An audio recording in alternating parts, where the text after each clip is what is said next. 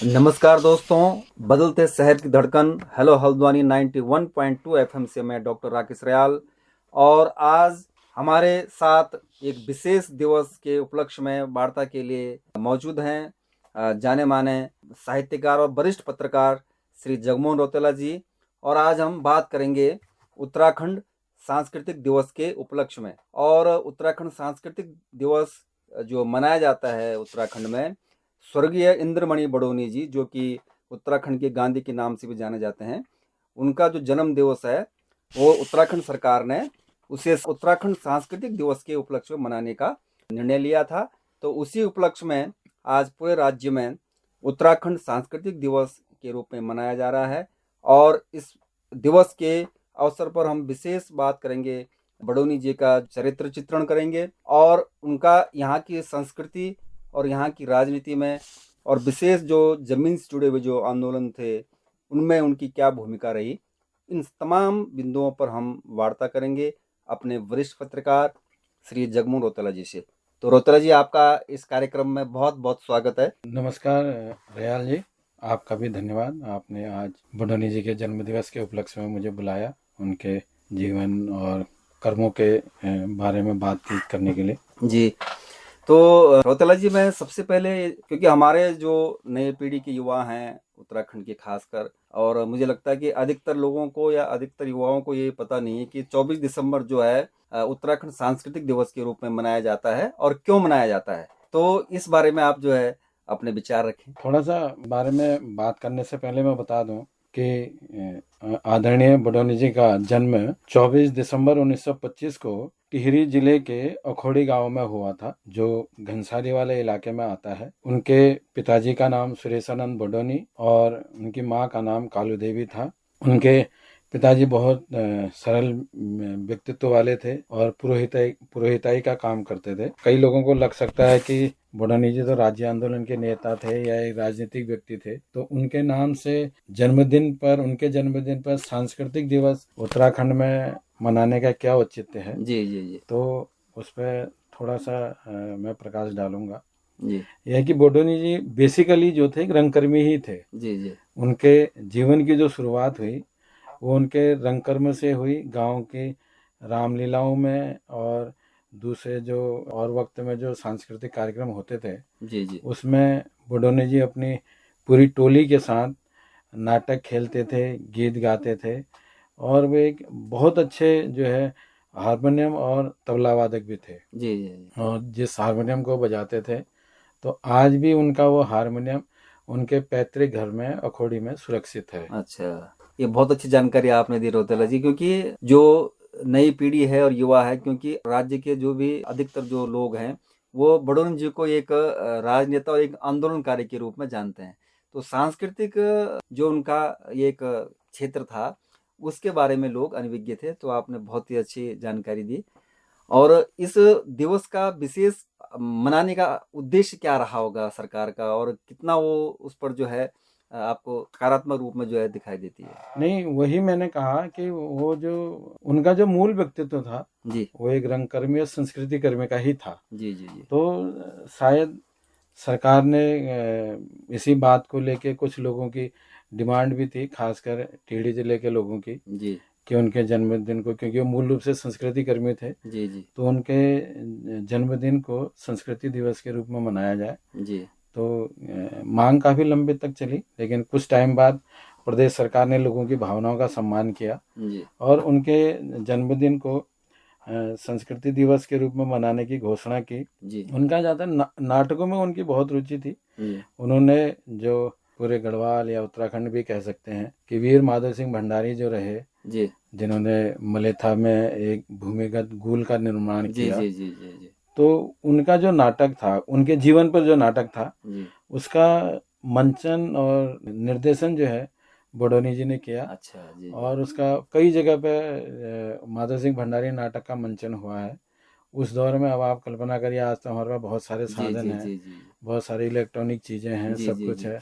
और जो उसके नाटक के लिए जितनी भी चीज़ों की ज़रूरत होती है बहुत आसानी से बाज़ार में जी मिल जाता है। जी जी लेकिन आज से 60-70 साल पहले जी इन सब चीज़ों को करना, नाटक के लिए उस समय की तरह की वेशभूषाएं तैयार जी करना जी जी और उतने कलाकार लेके आना, उनके साथ रिहर्सल करना, एक बहुत श्रमसाध्य काम था। जी जी आज के हिसाब से आज तो बहुत सरल लगता है सारी चीज़ें, जी जी लेकिन तब बहुत श्रमसाध्य काम था। और उन्होंने माधव सिंह भंडारी पे दिल्ली तक में उसका मंचन किया। अब जी आप लगाए दिल्ली, बॉम्बे, जी, राज्य से बाहर भी, मतलब पहाड़ी हाँ क्षेत्र से बाहर भी हाँ जो है हाँ उन्होंने पहाड़ी, अपना। इसलिए जो है बुरानी जी का जो मूल चरित्र उसमें जो लगता है कि वो एक संस्कृति कर्मी थे, जी बल्कि एक गांव में जो है छोटी छोटी टोलियां बनाकर स्वच्छता अभियान भी वो चलाते थे कि गांव को स्वच्छ रखना चाहिए। जी हम तो अब बात करते हैं, लेकिन वो उस दौर में 50-60 साल पहले, 70 साल पहले जी इन सब चीज़ों को अपनी टोलियों के माध्यम से, अपने लोगों के माध्यम से पूरे गांव में, आसपास के क्षेत्र में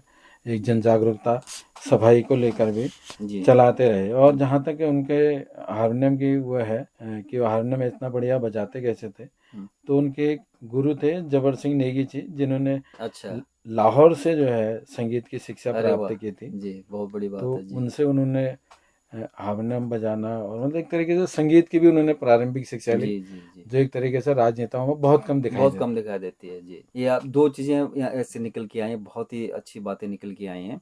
एक तो है कि जो माधव सिंह मल्लेथा, जो माधव सिंह भंडारी जी थे, जो आज हम उनके बारे में जानते हैं, उनकी गाथा जानते हैं, तो कहीं न कहीं बडोनी जी का इसमें बहुत बड़ा रोल रहा है कि उनके जो मंचन किए गए, जो उन्होंने एक नाटक के माध्यम से उस बात को लोगों के सामने रखा, और तभी वो आज हम तक पहुंची है उनकी गाथा। तो एक तो ये, और दूसरा ये कि जो बात हम आज सोचते हैं 21वीं सदी में, वो 20वीं सदी में सफाई के बाद, स्वच्छता के बाद जो हम आज करते हैं, वो 20वीं सदी में उस काम को कर चुके थे। तो ये बहुत बड़े प्रेरणादायक बातें हैं, और हमारी जो नई पीढ़ी है, युवा पीढ़ी है, उनको इन बातों पर अमल करना चाहिए और अपनी संस्कृति का संवाहक के रूप में अपनी संस्कृति को आगे ले जाने के लिए काम करना चाहिए, और विशेषकर आज इस दिवस पर एक सोच हमको रखनी चाहिए। बिल्कुल बिल्कुल, मतलब तो उससे एक चीज ये भी पता चलता है कि बडोनी जी के अंदर युवा अवस्था से एक दूरदर्शी सोच जी थी। जी जी जी जी मतलब आप लगाएंगे जो हम आज 60-70 साल बाद जिस बात को कर जी, रहे हैं, वो उस दौर में कर उस दौर चुके में थे। कर तो चुके एक दूरदर्शिता का ही मामला इसे हम कहेंगे हैं। जी जी कि उनके अंदर बड़ी दूरदर्शी सोच थी। और जी दूसरा ये है कि वो एक संस्कृति कर्मी के रूप में दिल्ली के गणतंत्र दिवस की जो भव्य परेड होती है, जी उसमें भी 1956 में शामिल हुए और अपने अखोड़ी के ही जो उनके लोकल कलाकार थे जी उनके साथ शामिल हुए। और उन्होंने तब प्रधानमंत्री जवाहरलाल नेहरू जी के सामने पे केदार नृत्य किया था, अच्छा जी जिसके फोटो अब भी जो है कहीं जी उसमें हाँ संग्रहालय में दिखाई दे जी जाते हैं। जी और बहुत मतलब बड़ा मोहक फोटो है उस समय जी का, जी वो नेहरू जी के सामने केदार नृत्य करने का। जी तो एक तरीके से ये भी कह सकते हैं कि नेहरू जी के साथ तक उनको अपना सानिध्य मिला। जी। तो ये बहुत बड़ी बात है कि जो हम 70 साल, लगभग 70 साल पहले की बात है, कि जो संस्कृति के संरक्षण के लेकर जो आज हम काम कर रहे हैं, खासकर सोशल मीडिया में जो हम अपनी संस्कृति का प्रचार प्रसार कर रहे हैं, वो उन्होंने उस जमाने में, जब कोई साधन नहीं थे मीडिया के, खासकर उस जमाने में उन्होंने जो है मुहिम छेड़ी और संस्कृति के संरक्षण को लेकर, इसके प्रचार प्रसार को लेकर उन्होंने काम किया। एक मैं रोतेला जी ये जानना चाहता हूँ कि आजकल हम देख रहे हैं कि भू कानून को लेकर उत्तराखंड में विशेष बात चल रही है, और इसमें कई रंगकर्मी और कई गीतकार, संगीतकार और हमारे लोक गायक भी इसमें जो है आह्वान कर रहे हैं कि उत्तराखंड में भू कानून होना चाहिए। तो इसमें जो है, यदि इंद्रमणि बडोनी जी की हम बात करें, क्योंकि आज उनकी जयंती है और उत्तराखंड के गांधी के नाम से उनको जाना जाता है, तो एक आंदोलनकारी और एक जनप्रतिनिधि के तौर पर उन क्या सोच रही होगी कि उत्तराखंड में भू कानून होना चाहिए या नहीं होना चाहिए, क्योंकि आप का उनसे कई बार उनसे मुलाकात करने का आपको अवसर मिला होगा, और जब वो उत्तराखंड क्रांति दल में थे, आप भी उत्तराखंड क्रांति दल और उत्तराखंड आंदोलन में सक्रिय रहे हैं, और एक पत्रकार के रूप में भी आपने उनसे कभी उनसे आप रूबरू हुए होंगे, तो उनकी क्या सोच रही होगी भू कानून को लेकर, और क्या वो आपको आज धरातल पर परिलक्षित होती हुई दिखती है? मूल रूप से जो उत्तराखंड राज्य की जो मांग रही या जो आंदोलन रहा, जी उसके पीछे मूल कारण एक तो ये था कि उत्तराखंड के जल जंगल जमीन को बचाने की भी वो लड़ाई थी, और साथ साथ रोजगार की और सांस्कृतिक पहचान की भी वो एक लड़ाई थी। क्योंकि उत्तर प्रदेश जैसे विशाल राज्य में रहते हुए लगता था कि लखनऊ में वो सांस्कृतिक और आर्थिक पहचान या जल जंगल ज़मीन को बचाने की जो पहाड़ के लोगों की लड़ाइयाँ हैं, उसमें कई तरीके के आंदोलन होते रहे हैं, जिसमें चिपको आंदोलन है, शराबबंदी आंदोलन है और छीनो झपटो आंदोलन है, जल बचाओ आंदोलन है, कई सारे आंदोलन होते रहे हैं। तो इस मांग के पीछे मूल धारणा यही थी कि हमारा एक छोटा राज्य होगा तो सारी चीज़ें हमारे हाथ में रहेंगी, हमको हर बात को बोलने के लिए या कहने के लिए लखनऊ की दौड़ नहीं लगानी पड़ेगी। जी तो जब जल जंगल को बचाने की लड़ाई है तो स्वाभाविक है उसमें भू कानून की बात भी शामिल थी कि उत्तराखंड के हितों की और पहाड़ के हितों की रक्षा जिस तरीके से हो सकेगी ताकि यहाँ के जल जंगल ज़मीनों का बेतहाशा दोहन न हो जी और यहाँ के लोगों को उसकी वजह से विस्थापन या उत्पीड़न का सामना न करना पड़े। जी जी तो इसी वजह से उसके साथ भू कानून की बात शामिल थी। और जहाँ तक अगर आज के दौर में जो आंदोलन की बात या भू कानून की जो बात हो रही है, जी तो उसमें एक चीज़ मैं स्पष्ट कर दूं कि राज्य बने हुए 23 साल हो गए हैं, जी लेकिन उत्तराखंड का भू कानून नहीं है। जी जो भी भू कानून यहाँ लागू है वह उत्तर प्रदेश का 1950 का भू कानून है। अच्छा जी जी हाँ, जिसमें जो है जिसे उत्तर प्रदेश जमींदारी विनाश एवं भूमि व्यवस्था अधिनियम 1950 कहा जाता है। कहा था जी तो यहाँ जो भी भूमि कानून लागू है वह उत्तर प्रदेश जमींदारी विनाश एवं भूमि व्यवस्था अधिनियम 1950 में ही संशोधन करके जो भी उसमें अभी तक संशोधन हुए जी जी तो वो संशोधन करके ही यहाँ लागू किया जी गया है। तो एक तरीके से वो स्पष्ट है तो कि यहाँ जो है अपना भूमि कानून लागू नहीं है। और इसमें एक चीज़ और भी है कि यहाँ अगर हम उत्तराखंड में देखें तो यहाँ अलग अलग तरीके के भू कानून भी कई जगह जैसे पर्वतीय जनपदों में है, उसमें उत्तर प्रदेश का कुमाऊं एवं जमींदारी भूमि सुधार अधिनियम 1960 लागू है।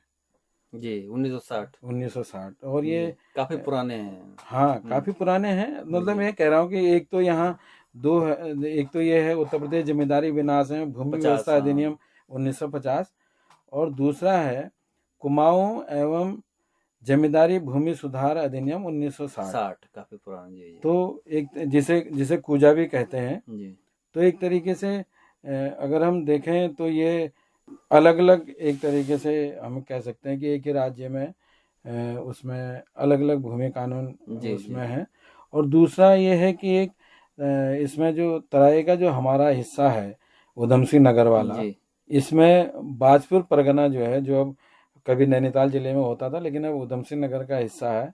इसके 26 गांव हैं जी परगना रुद्रपुर में जी और परगना बाजपुर में 26 गांव हैं और परगना गदरपुर में 15 गांव हैं, जी जिनका बंदोबस्त जमींदारों के साथ हुआ था। अच्छा बाद में इसे उत्तर प्रदेश जमींदारी विनाश एवं भूमि व्यवस्था अधिनियम 1950 के अंतर्गत इसको लागू नहीं किया गया था इन गांवों में। अच्छा जो गदरपुर और बाजपुर के जी जो जी जी जी ये गांव हैं, जी इसमें एक अलग भूमि कानून इनका अलग से है। जी तो यहाँ देखें तो और एक अलग अलग तरीके से जो यहाँ तो एक स्पष्टता अभी पूरे उत्तराखंड में जी जी जी भूमि कानूनों को लेकर नहीं है। जी पहले जो भी तो हैं वो पुराने हैं और पुराने में भी अलग अलग है। पुराने में भी अलग अलग अलग है। तो अलग है। पहले तो ये है कि पूरे राज्य का एक व्यवस्थित भू कानून राज्य बनने के बाद हाँ, जो है बनना चाहिए था बनना चाहिए और उसमें उत्तर प्रदेश संशोधन अधिनियम लागू न हो, जी बल्कि उत्तराखंड भूमि अधिनियम या उत्तराखंड भूमि सुधार अधिनियम जो भी सरकार जो जी उचित जी समझे, जी जी तो इस तरीके से एक नया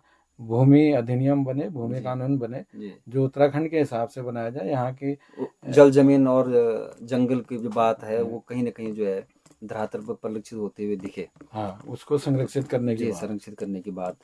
तो ये आपने बहुत ही अच्छी जानकारी दी कि जो हमारा जो कहने का उद्देश्य था कि आज हम सांस्कृतिक दिवस मना रहे हैं। सांस्कृतिक दिवस जो है स्वर्गीय इंद्रमणि बडोनी जो कि उत्तराखंड के गांधी के नाम से भी जाने जाते थे, उनके जयंती पर मना रहे हैं।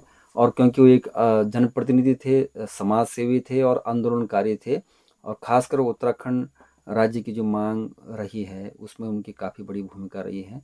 तो क्योंकि आज की तिथि में हम बात करें तो भू कानून को लेकर राज्य में चर्चा हो रही है और संगीतकार से लेकर सांस्कृतिक कर्मी से लेकर सभी लोग जो है इसमें अपने अपने बात रख रहे हैं कि भू कानून होना चाहिए। तो इसी संदर्भ में हमने बड़ौन जी के क्या विचार हो सकते थे वो आपसे जानकारी ली। तो आज इस कार्यक्रम में आप आए हैं राउतेला जी, आपका बहुत बहुत आभार कि आपने अपना समय हेलो हल्द्वानी 91.2 एफएम रेडियो को दिया। और फिर हम अगली बार मिलेंगे किसी दूसरे विषय पर चर्चा के लिए। आप सभी श्रोताओं का बहुत बहुत आभार, आपने हमें सुना और हमें उम्मीद है कि आप हमारे इस तरह के कार्यक्रमों को सुनेंगे और कहीं न कहीं आप इस तरह के कार्यक्रमों से प्रेरणा लेंगे, जानकारी लेंगे और उत्तराखंड के विकास में अपनी भूमिका का निर्वहन करेंगे। आपका भी बहुत बहुत आभार रियाल जी। धन्यवाद। धन्यवाद।